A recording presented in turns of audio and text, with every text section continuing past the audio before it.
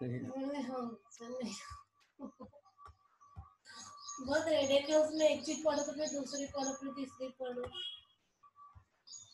यार हमारा सीधा खाना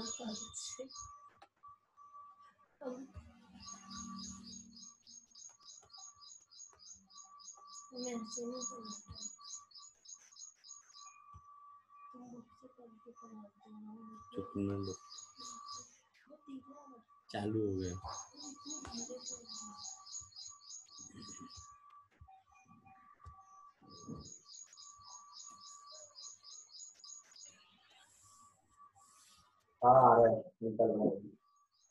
म्यूट रखना है बेटा, म्यूट रखना है।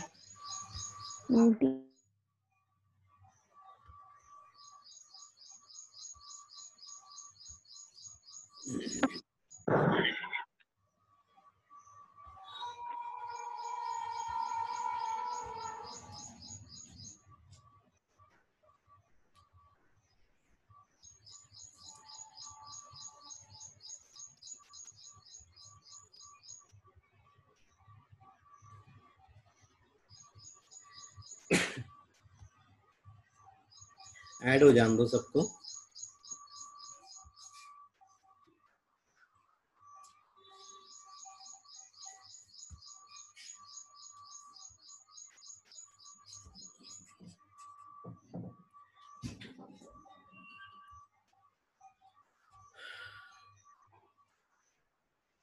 आज एक लिपाक्षी भी है इसमें, है ना?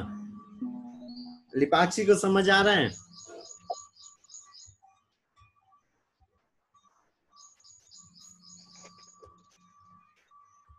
लिपाक्षी को समझ आ रहा है बेटा? उमा जी सर। समझ आ रहा है? सर नहीं आ रहा है सर, उसको नहीं आ रहा बोलते, थोड़ा थोड़ा आ रहा बोलते। बेटा ये 11th वाला पोर्शन है वैसे। और ये हम क्लासिफिकेशन पे चल रहा है ना? जी। तुम इसीलिए दिक्कत इसीलिए हो रही कि एकदम बिल्कुल पढ़े नहीं हो ना, और सिर्फ नॉर्मल चीजें वो हुई है वर्गीकरण में, इसीलिए थोड़ी दिक्कत रहेंगी। और ये जो चीजें हैं हम यहाँ पे कुछ भी नहीं छोड़ रहे हैं, जितना हमारे सिलेबस में सारी चीजें लेके चल रहे हैं। और कुछ चीजें ऐसी है जो बिल्कुल भी पता नहीं है, एकदम नई चीजें सामने आ रही है ना, इसीलिए थोड़ी सी दिक्कत आ रही है मेरे हिसाब से। शायद ऐसा ही हो रहा है। हमें तो कुछ भी नहीं पता था, अभी पता चल रहा है। हाँ वही वही यही दिक्कत आ रही है ना, इसीलिए थोड़ा सा ऐसा लग रहा होगा कि यार 11th है लेकिन एकदम पूरा नए जैसे लग रहा है बहुत सारी चीजें। क्योंकि जो जनरल चीजें जो तुम लोग पढ़ चुके होंगे वो मैं बता ही नहीं रहा हूँ, वो तो मैं बता ही, वो लगभग छोड़ सर दिए। पता है क्या सर, अब इच्छा हो रही है कि जाके ना सर को गुस्सा दे के आ जाए। मेरे को? नहीं सर को। हाँ क्या? सर को ना अभी इच्छा ऐसी हो रही है कि सर ने कुछ भी नहीं पढ़ाया ना तो उनको गुस्सा दे दे। अच्छा उधर वाले सर को और यही वीडियो अगर मैंने उनको दिखा दिया और तुम्हारी ये बात दिखा दी तो मजा आ जाएगा। सर आप ऐसा करोगे? नहीं नहीं नहीं, पता ही नहीं चलेगा ना उनको कौन बोल रहा है और कौन से सर को और कहाँ की बात हो रही है। पर ठीक है, कोई दिक्कत नहीं हुई है, कुछ गलतियां तो उसको अभी हम सुधार रहे हैं ना, बस ये कि थोड़ा ध्यान देना पड़ेगा, है ना? अगर हम आगे का लेके चल रहे हैं 12th की बात के सोच के, अगर हम चल रहे हैं आगे की कोई तैयारी के हिसाब से, तो हमको ये सारी चीजें पढ़ना पड़ेगा ही। Yes sir. चलो ठीक है, आगे बढ़ते हैं। यहाँ पे अब हमें म्यूट कर देना। हम यहाँ पे एनिलिडा में अब कीचुआ देखेंगे, ठीक है? अभी नॉर्मल स्ट्रक्चर बता दिया था, अब यहाँ पे पॉइंट वाइज की क्या चीज हो रही है। यहाँ पे जो भारतीय केचुआ है उसको क्या बोल रहे हैं?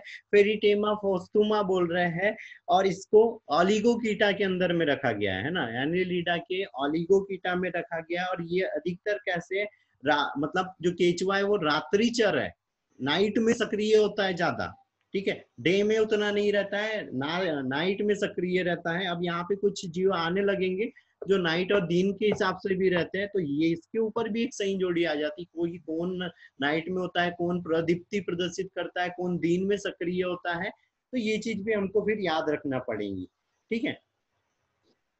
ठीक है, उसके बाद में इसका जो नाम है जेनरिक नेम उसको किनबर्ग ने दिया था। किनबर्ग ने सबसे पहले इसका जेनरिक नेम दिया था, ये फेरिटीमा। ठीक है, उसके बाद है कर्म नारायण बहाल। कर्म नारायण बहाल, इनने इसके बारे में बहुत ज्यादा अच्छे से एक्सप्लेन किया था, इसके ऊपर स्टडी करी थी 1926 में। 1926 में कर्म नारायण बहाल ने इनके केचुए के बारे में बहुत सारी चीजें बताई थी, स्टडी करी थी। ठीक है, ठीक है। अब शरीर की बात आती है तो शरीर कैसा दिखाई दे रहा है, यहाँ पे बेलनाकार दिखाई दे रहा है, द्विपार्श्व सममिति है, बाइलेटरल है ना। खंडी भवन यहाँ पे मेटामेरिक है, मतलब खंडी भवन यहाँ पर पाया जा रहा है, लंबा रहता है। खंडकरण, खंड में क्या हो रहा है यहाँ पे, अभी बताया था 100 से 120 खंड रहते हैं, और इसकी जो लंबाई रहती है ना, जो लंबाई हो रही है वो कितनी है, 150 मिलीमीटर के समथिंग रहती है। ठीक है, 150 मिलीमीटर। फिर यहाँ पर एक पिगमेंट पाया जाता है जिसके कारण में ये केचुआ ब्राउन कलर का दिखाई देता है, वो पोरीफायरिन पिगमेंट पाया जाता है, वर्णक पाया जाता है, जिसके कारण केचुआ ब्राउन कलर का दिखाई देता है। पोरीफायरिन कत्थाई कलर का या मिट्टी के रंग का दिखाई। अब कुछ केचुए देखिए जो हमने पिंक दिखाई देते हैं, कुछ व्हाइट दिखाई देते हैं, और कुछ बहुत ज्यादा ब्राउन कलर के दिखाई देते हैं। तो जिसके अंदर में जितना ज्यादा वर्णक रहेगा, जैसे हमारे अंदर में मेलानिन पाया जाता है, तो हमारा कलर उस हिसाब से जिसके बॉडी में जितना ज्यादा मेलानिन का सिंथेसिस हो जाता है वो उतना डार्क दिखाई देता है ना। वैसे ही यहाँ पर भी क्या हो रहा है, यहाँ पे पोरीफायरिन जितना ज्यादा मात्रा में रहेगा वो केचुआ उतना ज्यादा क्या हो जाना है, यहाँ पे ब्राउन कलर का दिखाई देने लगेगा या मिट्टी कलर का वो दिखाई देने लगेगा। ठीक है, फिर यहाँ पर ये जो पोरीफायरिन है इसका वर्क क्या होता है, तो ये उसको प्रकाश से, लाइट से प्रोटेक्शन प्रोवाइड करता है कि बहुत ज्यादा लाइट पड़ रही है तो उसको लाइट से बचाता है। और ये क्या है, कोमल शरीर वाला है, तो उसकी जो स्किन है उसके ऊपर क्यूटिकल का भी आवरण पाया जा रहा था, तो उसके कारण वो जो नमी है, नमी भी बनाए रखने में यहाँ पर मदद कर रहा था। ठीक है, फिर जो खंड होते हैं, जो पहला जो खंड होता है, ये पहला जो खंड, अब पहला खंड क्या है, ये यहाँ पे माउथ में जो दिखाई दे रहा है ये पहला खंड है। तो ये यहाँ पर क्या कहला रहा है, पेरिस्टोमियम कहला रहा है, पेरिस्टोमियम। ये वाला पहला खंड ये पेरिस्टोमियम कहलाता है, जिसके ऊपर में माउथ का प्रोस्टोमियम पाया जाता है। पहले खंड पेरिस्टोमियम कहलाता है, जिसके ऊपर माउथ का एक खंड प्रोस्टोमियम कहलाता है, और ये अर्धगोली के जैसे होता है, ऊपर की ओर में उपस्थित रहता है। ठीक है, ठीक है। लास्ट वाला खंड क्या कहलाता है, ये लास्ट वाला खंड इसका क्या कहला रहा है, एनस कहलाता है। ठीक है, लास्ट वाला खंड एनस कहलाता है। फिर अब बारी आती है यहाँ पे याद रखने वाली, तो याद रखने वाली ये है कि फर्स्ट से लेकर 13 तक जो खंड होते हैं ये कहलाते हैं प्रीकाइलेटरल। ठीक है, उसके बाद में 14 से लेके 15वां जो खंड होता है वो कहलाता है क्लाइलेटरल। ठीक है, उसके बाद में 14, 15, 16वां भी है बेटा, 16वां भी क्लाइलेटरल। उसके बाद में यहाँ पे जो 17वां खंड है, 17वें खंड से जो लास्ट वाला जो खंड रहता है, लास्ट खंड तक, एनस तक जो होता है वो पोस्ट क्लाइलेटरल कहलाते हैं। ठीक है, अब बेटा यहाँ पर इस केचुए के अंदर में कौन से सर एक बार ये रिपीट कर दीजिए ना। हाँ, प्री, पहले से लेके 13वें तक प्री क्लाइलेटरल कहलाते हैं भाग। फिर 14, 15, 16वां ये क्लाइलेटरल कहलाते हैं, और 17वें से लेके लास्ट खंड तक जो भाग रहते हैं या जो खंड रहते हैं वो पोस्ट क्लाइलेटरल कहलाते हैं।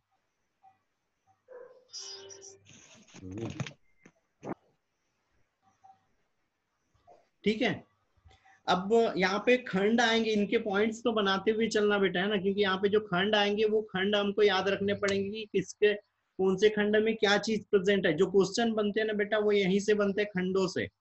चलो अगला आता है यहाँ पर जो नेफ्रिडिया, हमने बोला था यहाँ पे नेफ्रिडिया पाए जाते हैं ना।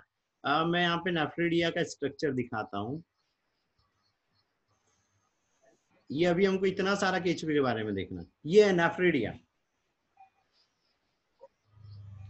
ठीक है। इसको अभी जब आएगा तब हम और करेंगे।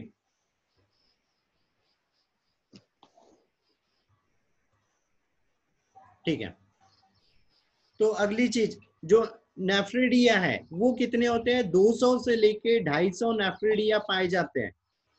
200 से लेके 250 नेफ्रिडिया।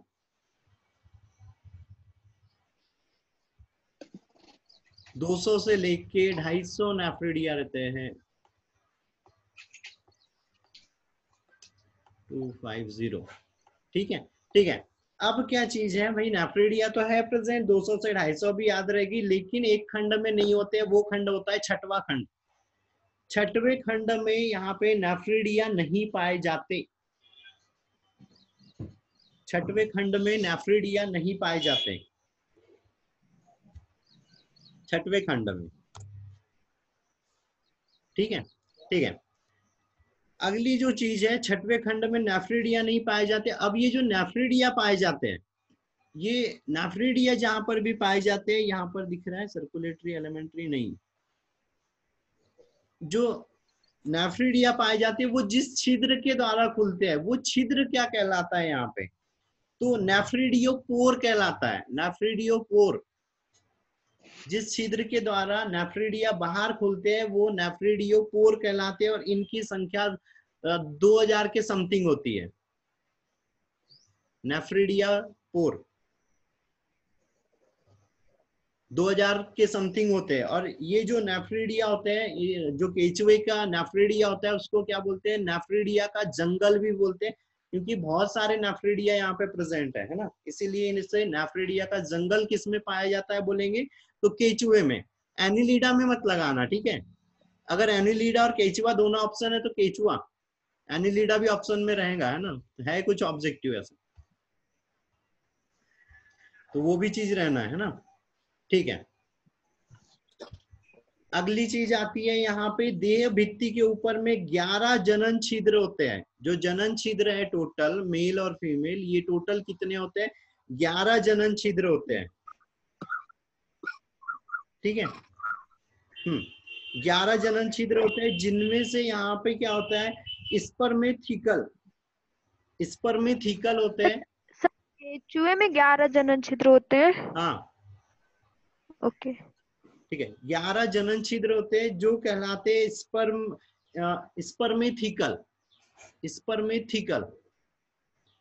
हाँ, अब ये कैसे प्रेजेंट रहते हैं? तो ये प्रेजेंट रहते हैं 5वें और 6वें पे, 6वें और 7वें पे, 7वें और 8वें पे, और 8वें और 9वें पे। 4 जोड़ी रहते हैं, ठीक है, 4 जोड़ी। ये क्या है? स्पर्मेथिकल। फिर बारी आती है मादा जनन अंग की। तो मादा जनन अंग कहां पर हो रहा है? 14वें खंड पे हो रहा है, 14वें खंड में। और कहां पे होता है? आधारीय सतह पर होता है, नीचे की सतह पर होते हैं, आधारीय सतह पर होते हैं, ठीक है, ठीक है। 14वें खंड पे होता है। फिर 18वें खंड में, 18वें खंड में नर जनन छिद्र होते हैं, नर जनन छिद्र होते हैं 18वें खंड में,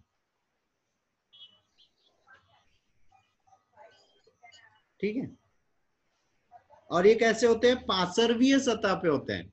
जो मादा था वो कैसा था? आधारीय था, और जो नर है वो कैसा है? पार्श्वीय, मतलब ऊपर की ओर उपस्थित रहना है, और मादा वाले कहाँ रहना है? नीचे की ओर उपस्थित रहना है, ठीक है, ठीक है। अगली चीज, नर में जो मेल है उसके अंदर में 17वें व 19वें खंड, 17वां और 19वां खंड में 2 जोड़ी जनन पेपिलाई उपस्थित रहती है। ये 2 जोड़ी जनन पेपिलाई उपस्थित रहती है 17वें और 19वें खंड में, ठीक है, 17वें और 19वें खंड में।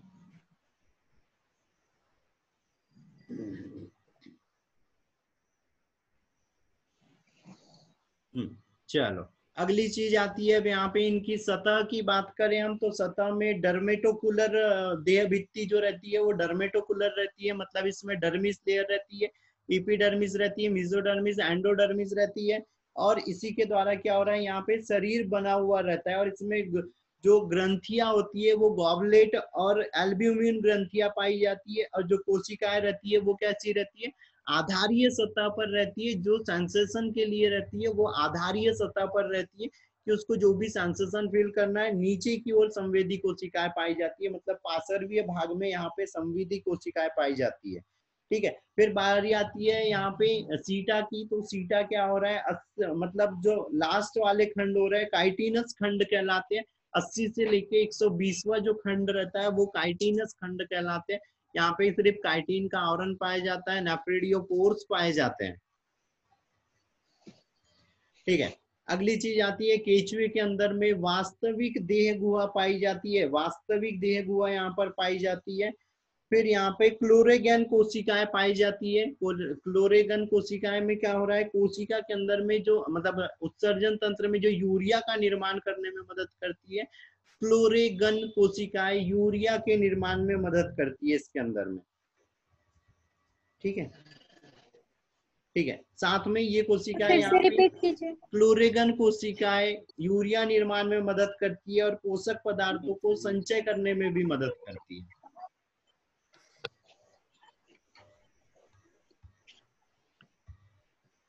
ठीक है, अगली चीज केचुए का आहार नाल। तो आहार नाल में क्या हो रहा है, अब यहाँ पे फिर से ये फ्रेगमेंटेशन खंडों की संख्या याद रखना है। तो आहार नाल में क्या हो रहा है, अब देखो जो मुख है, माउथ है ना, वो माउथ कहाँ पे पाया जा रहा है, फर्स्ट से लेके, अब ये दो कैसे लिखना चाहिए इसको, फर्स्ट से लेके ये पाया जाता है यहाँ पे, ये 2/1/2 भाग तक माउथ, ये है ना, इतने खंड तक, मतलब 2.5 खंड तक माउथ पाया जाता है ना, 2.5, 1 2, और ये इधर 2.5 हो गया, आधा 2.5 है ना। फिर ग्रासनी, ग्रासनी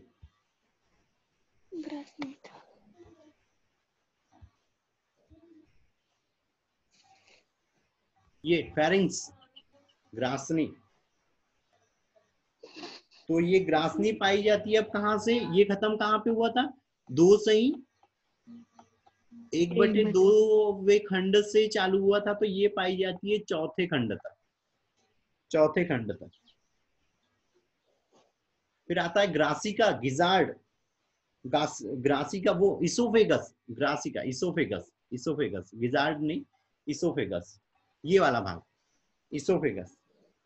तो ये कहां तक है, 5वें से लेके 7वें तक, 5वें से 7वें तक। ठीक है, अब है गिजार्ड, ये टॉप गिजार्ड, तो ये कहां पर है, 8वें खंड पे, 8वें पे गिजार्ड।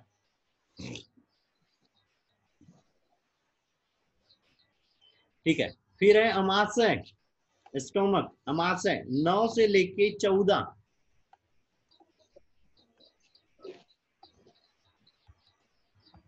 9 से 14वें खंड तक। ठीक है, फिर इंडस्टाइन, इंडस्टाइन, तो ये कहां पर है, 15वें से लेके लास्ट वाले भाग तक, लास्ट वाले भाग तक, एनस तक पहुंच जाती है ना इंडस्टाइन। अच्छा, ठीक है, अब यहाँ पर जो अमाशय पाया जा रहा है, उस अमाशय के अंदर में कैल्सीफेरस ग्रंथि पाई जाती है, कैल्सीफेरस ग्रंथि पाई जाती है, जो यहाँ पर जो मिट्टी, जो भी उसने मिट्टी वगैरह खाई है ना, उसमें जो अम्लीयता रहती है उसको कम करने का कार्य करती है, स्त्राव करके, कैल्सीफेरस ग्रंथियां।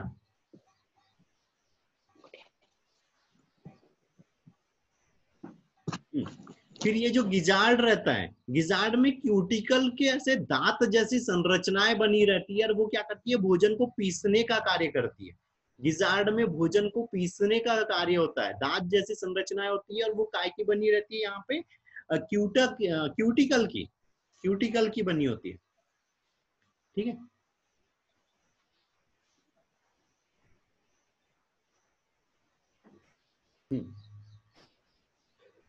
चलो।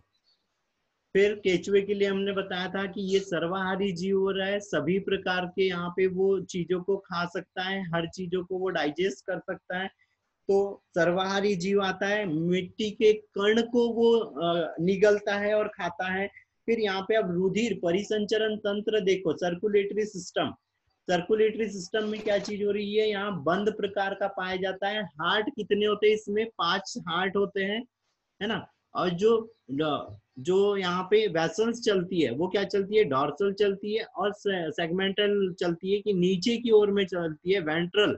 ठीक है, वेंट्रल। और बीच में क्या हो रही है, यहाँ पे बहुत सारे सेगमेंट्स हो जाते हैं, ब्लड वेसल्स पाई जाती है जिसके अंदर में उसका ब्लड फ्लो करते रहता है। ठीक है, तो 5 हार्ट पाए जाते हैं और जो ब्लड वेसल्स रहती है 2 मेन रहती है, एक डॉर्सल रहती है और एक वेंट्रल। डॉर्सल मतलब क्या होता है, जो बॉडी पे ऊपर, जैसे हमारी बॉडी होगी तो हमारे जो एब्डोमेन है या जो स्टोमक है उसके ऊपर का भाग क्या कहलाता है, डॉर्सल। नीचे वाला भाग क्या कहलाता है, वेंट्रल।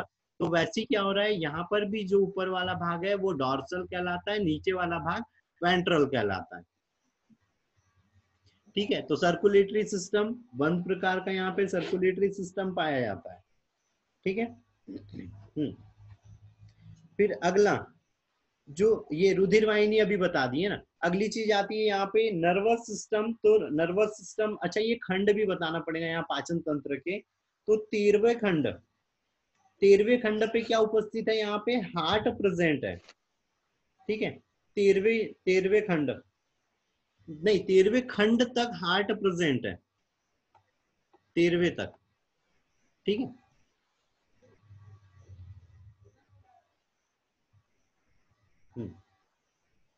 ठीक है। अगली चीज आहार नाल के लिए, तो इसमें ब्लड फ्लो कैसा होता है, ब्लड फ्लो कैसा होता है, तो ब्लड फ्लो कैसे होता है, पीछे से आगे की ओर।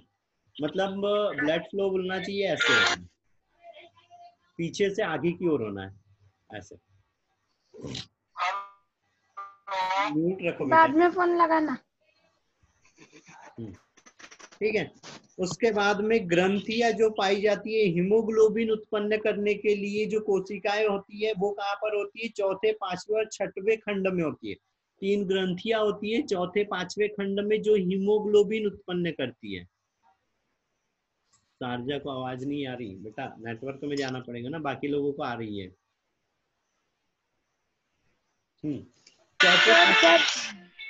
सर हीमोग्लोबिन जो उत्पन्न करती है वो कहाँ कहाँ होती है, एक बार और रिपीट कर और दीजिए। छठवें खंड में, चौथे, पांचवें, छठवें खंड में हीमोग्लोबिन उत्पन्न करने के लिए ग्रंथियां पाई जाती है। ठीक है, फिर उसके बाद 26वें खंड में, 26वें में लासिका ग्रंथि पाई जाती है। 26वें खंड में लासिका ग्रंथि पाई जाती है।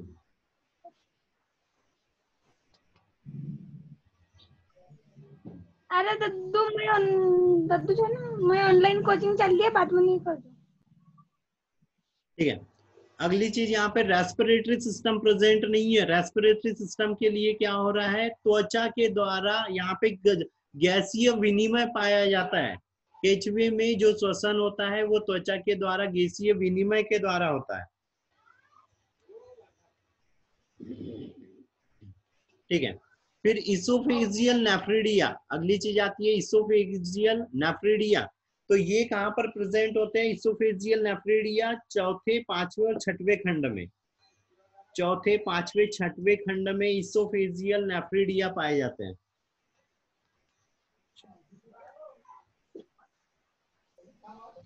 ठीक है,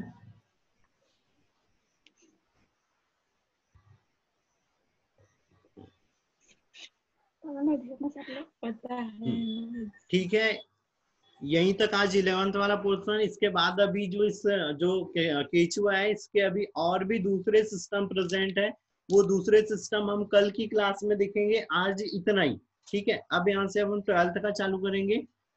ठीक है, तो फिर से कनेक्ट कर लो क्योंकि टाइम भी वो हो ही रहा है। आवाज नहीं आ रही है शारजा को आवाज नहीं आ रही बेटा। फिर से कनेक्ट करो जब तक बाकी लोग मैं इसको कर रहा हूँ।